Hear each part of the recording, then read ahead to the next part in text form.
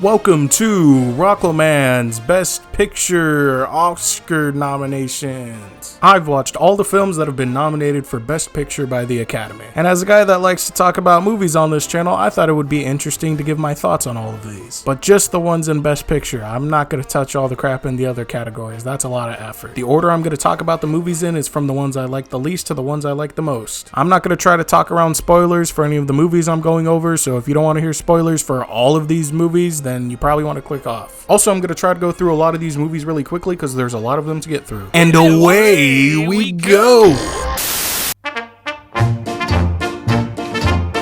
Amelia Perez was a real clown show, and I don't think it was purposefully so. There are a lot of liberals mad about poor representation and a lot of conservatives mad that trans people exist. I don't care about either of those things. For me, it was more about how unintentionally hilarious this whole movie is. There are choices made in the movie where I don't even understand what the director was going for. Like this musical section where the main character keeps touching stuff to her vagina. Why? She even puts this guy's head there. Why? I don't know what statement the director is even trying to make here. It just feels like being weird for the sake of being weird. Speaking of the music, most of it was bad. I guess I shouldn't say bad, mostly just unmemorable. It all felt very samey. I guess I remember the one song with the doctor in Tel Aviv. Lady, will you please tell your Mr. We, instead of having plastic surgery, he better change ID. Ho ho! A big thing that plays into the strangeness of this movie is just how the actors are directed. So many awkward or weird scenes that I don't think were meant to be, or just straight up cringe. Giga cringe. Or like the whole ending of the movie is just fucking hilarious. Like you got your fingers chopped off earlier and now you're telling your wife that you're actually her husband and you transitioned? Really? Honestly, I could talk about how dumb this movie is for forever. I wrote down so many different clips of random dumb shit. But alas, we have to move on. I will say at the very least, this movie was entertaining. 3 out of 10.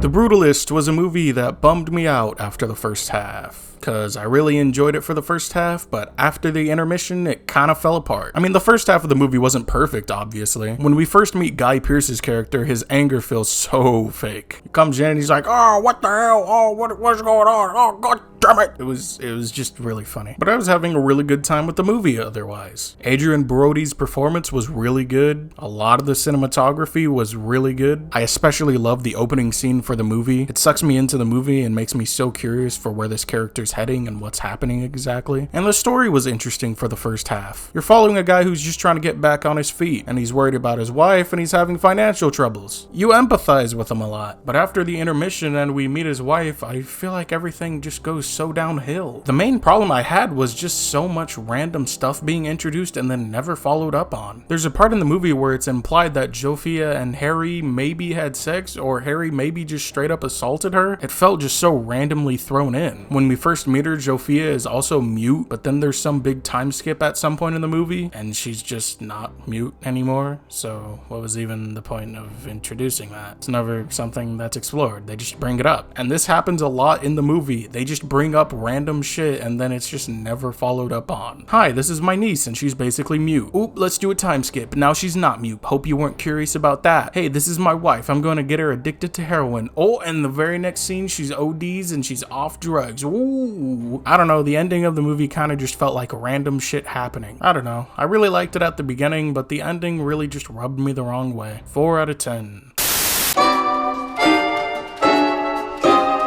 Wicked was about what I expected. This movie was pretty whatever. Most of the acting is fine, although there were a couple of lines that could have used another take. What? No. What? No.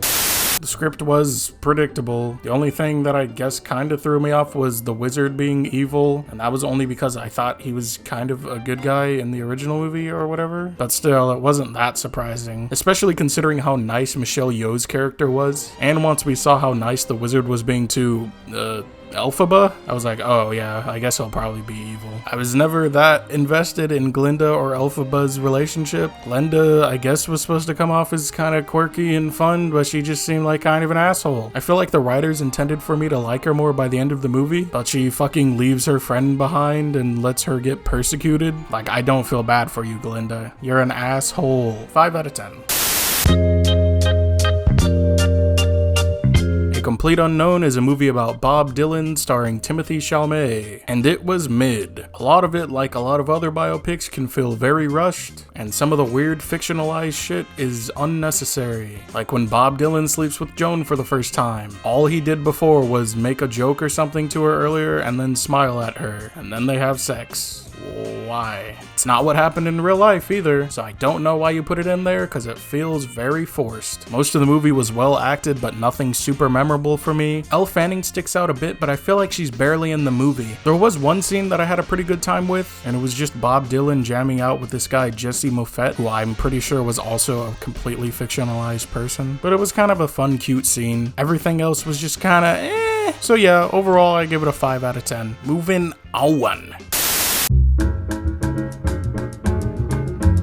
Conclave is a movie that honestly goes down in rating in my head the more I think about it. Not because there's anything especially bad about it, but more because the more I think about it, the less I really want to watch it. Rewatchability is very important, and this isn't a movie I feel like I'd be that interested in watching again. It's kind of fascinating to see the inner workings of selecting a new pope and all this drama surrounding each of them, and the push and pull between the conservatives of the church and the progressives of the church are interesting, but there's just nothing especially great. There's a twist at the end of the movie with Benitez's character having secretly been intersex the whole time, and he ends up becoming the new pope of the Catholic Church. So I thought that was kind of interesting, but I don't feel like there ended up being anything that I was like, oh, that's great about the movie. A lot of it was just, oh, that's kind of cool, I guess. Anyways, overall, this movie was kind of interesting, but nothing special. I'd give it a 6 out of 10. It might go down to a 5, honestly.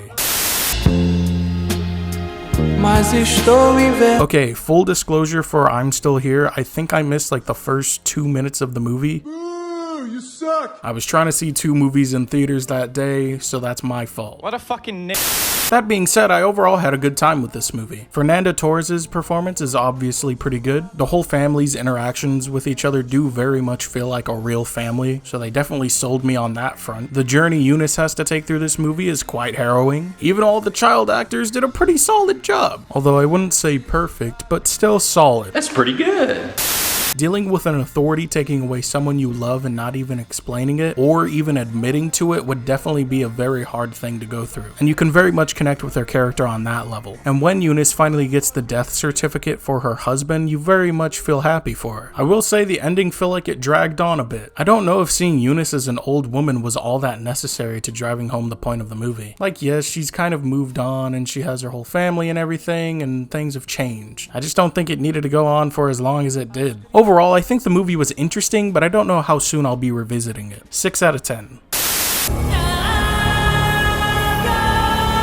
Now, unlike a lot of people, I didn't see Dune Part 1 when it first came out, so I ended up watching Dune Part 1 and Dune Part 2 back to back. And honestly, I think 2 is an improvement over 1. My main problem with Dune Part 1 was just the amount of exposition that's dedicated to the movie. So much time is spent setting up characters or explaining aspects of the universe, and I feel like there hasn't really been some new thing reached by the end of the movie. Definitely feels like all the more interesting stuff is gonna happen in the second movie, and it kinda does. I really liked Stilgar in this movie. He's probably my favorite character in all of these movies. He's a fun character, but he also becomes a way for the viewer to learn more about the southern tribe of Freeman, how they're much more religiously zealous. I was also connected to Paul a bit more in this movie. His journey with having to become basically Space Jesus I find pretty interesting, actually. He's worried about what he'll become if he actually ends up being this Messiah. He also has pretty bad visions of what will happen if he does become Space Jesus. I think this movie was also even shot a little better than the first one. Definitely more memorable shots for me. However, there are some problems with the movie. There can be some cheesy dialogue or scenes here and there. I've lost them.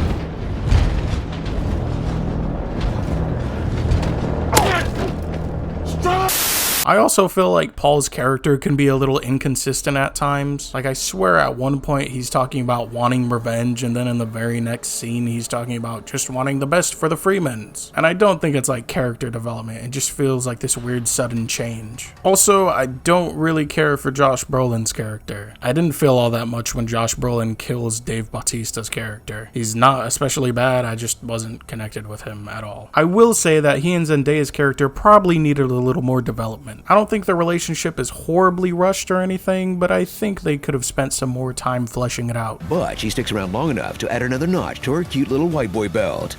Overall, I thought it was a pretty fun movie and better than the first one. 7 out of 10.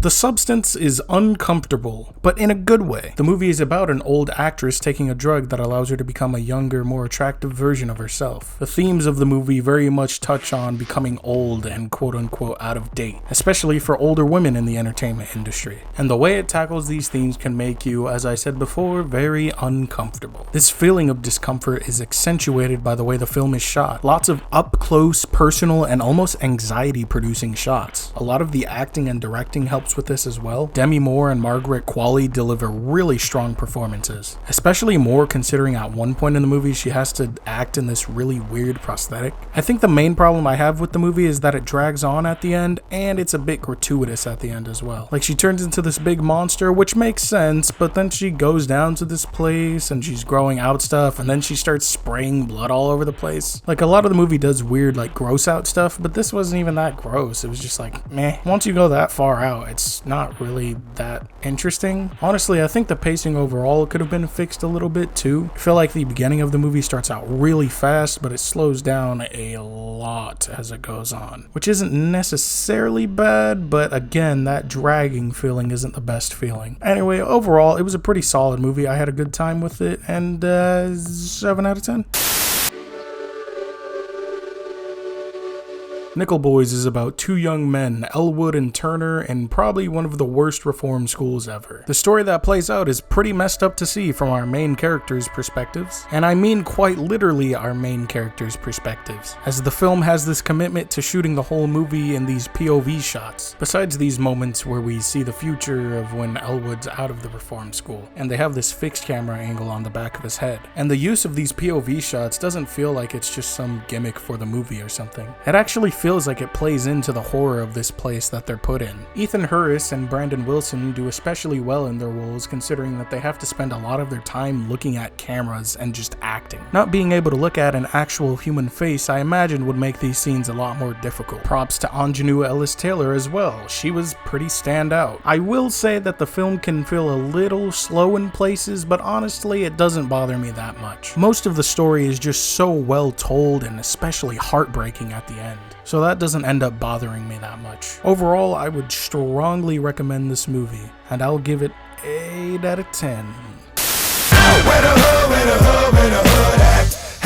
Now, finally, last but not least, Anora. I wasn't expecting to like this movie as much as I did. Honestly, I wasn't entirely sure just what to expect from it. I think I had seen some trailers of it in other theaters when I was seeing other movies, but it didn't look like it was going to be anything amazing. Well, I'm glad that it ended up being pretty great. All the characters feel like real people. They all talk like real people. Kudos to the script. There's so much communicated about people just by seeing the looks on their faces. The movie is also, like, pretty funny, actually. It ended up getting a lot of laughs out of me, which again mainly just comes from the fact that the way a lot of these people act feels very real. Nothing ever feels that overdone or underdone. It all feels just right. There's so much I can infer about the types of relationships Annie's had, the types of experiences she's went through, the types of people that she has had to deal with in her past, and none of it directly communicated to me. I really like that about this movie. I think the only problem I could have with the movie is that it might stick on scenes for a little too long, but honestly it doesn't bother me that much because I'm so invested in everything that's happening. But yeah, besides that, I don't think I could pick out anything that I have a big whoa, hey, that controller isn't even on. And people don't play video games like that. What the hell is that? But memes aside, I would confidently say Anora is the best picture of the year. At least if I'm only counting the ones from the Best Picture nominations. 8 out of 10.